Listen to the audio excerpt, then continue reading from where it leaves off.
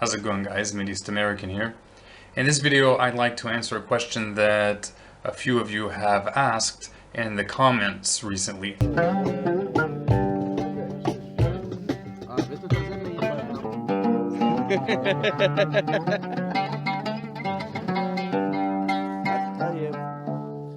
A perceived change in the way that I present myself in videos.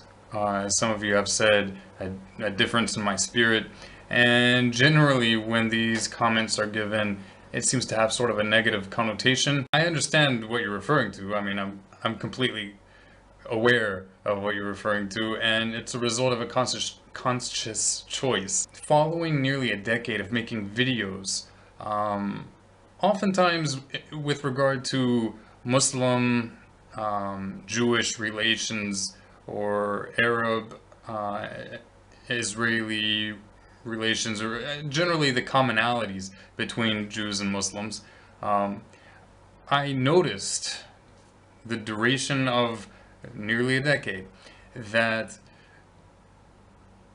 almost any time I would point out something in common with the Jewish people and with Arabs or with Muslims, the vast majority of the comments would basically either be like, oh, we love Jews, they're our brothers, I'm so excited, praise Allah, the real Jews are wonderful people and we don't hate Jews, we only hate Zionists. And in conversing with a large number of these people, I realized that the vast majority of the time when Muslims or Arabs make these kinds of comments, they basically have this view that all Israelis and the vast majority of Jews have a certain mentality, genocidal mentality, or a mentality of racial superiority, which of course is no different from traditional anti-Semitic views of the KKK and Nazis, and views which, as an individual who does not come from a Jewish family, who is critical of all religions equally, I have plenty of criticism for the Jewish faith, but as such a person, I can tell you straightforward that these claims have no grounding in reality. Yes, there is something to the claim of a sense of superiority among isolated groups of the Jewish people, very much like you will find common among groups of Muslims and groups of Christians. All those people, generally, is actually the case that the very people who look down upon or hate the Jewish people for calling themselves the chosen people, without even giving consideration to what the Jews mean by that, or what they historically meant by that, generally the very same people believe regarding themselves that they are also the chosen people. In Islam, the Islamic religion is known widely among Muslims. I mean, it's common knowledge that it's called the Ummah. That's nation, and they believe they are the chosen nation of Allah. Same thing with Christians. In fact, you have it in the New Testament where they are called the chosen people.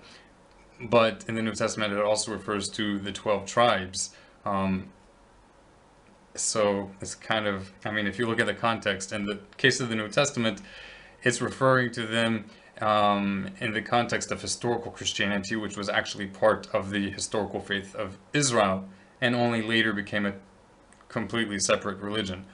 But in any case, so that's one of the reasons. Again and again, I saw this phenomena of acknowledgement that, yeah, there are similarities, but it's only with a small, minute portion of the Jewish people who are really good, and basically everybody else are evil Zionists and they should be killed.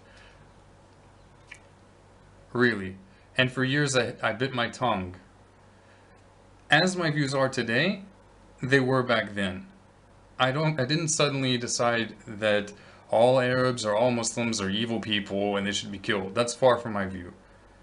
However, my view has drastically changed in my approach. I mean, if my videos were having the effect that I had hoped for, there would be more dialogue among Jews and Muslims, but there wasn't. All I saw was the same old, same old. Out of the millions upon millions of Muslims in the world. In reaction to my videos, I saw maybe 2 or 3 positive video reactions, and even those, they didn't speak out against, they didn't give equal criticism to the Islamic world as they give to the Jewish people. And if my videos had been having the effect that I desired, that it would facilitate non-prejudice, non-bias, equal criticism across the board, then I probably would have continued in that path. But I know now that that's not the way. Sometimes you have to call a spade, you have to be blunt, and go straight to the heart of the issue. And the heart of the issue is that there is baseless hatred against Jews as a whole, as a people, that is rampant in the Arab and Islamic world. Clearly there are Arabs and Muslims who are not that way. But those same Arabs and Muslims would readily agree that it is a rampant problem in their communities. And it's a problem that needs to be dealt with. It doesn't matter if Jews and Muslims have a million similarities, so long as one side is, in the vast majority of cases, demonizing the other, it's fruitless. First and foremost, you have to be able to give equal criticism. You have to be able to criticize your own leadership, your own books, look at your own books objectively and critically, just as you do the others. I do this with Jewish people. In fact, the Jewish people as a whole do it to themselves. You have a number of Jewish organizations that give humanitarian aid to Palestinians, even protest in pro-Palestinian protests, and whole Jewish organizations that give aid to Syrians. How many among the millions upon millions, I don't know the exact number, but I'm pretty sure it's over 1 billion, I'm fairly certain, Muslims in the world advocate or even try to give a more balanced view with regard to the Jewish people, the Jewish religion, or Christians for that matter, or any other group? It's so minuscule that their voice is barely even heard. Of course, there are such individuals, but they are the minority of the minority of the minority. Whereas among Jews, a very small population, such organizations that are both critical of the Jewish people as well as helping non-Jews are disproportionately numerous compared to the small number of Jews. So that's my reason, and I'm sticking to it. Shalom v'racha.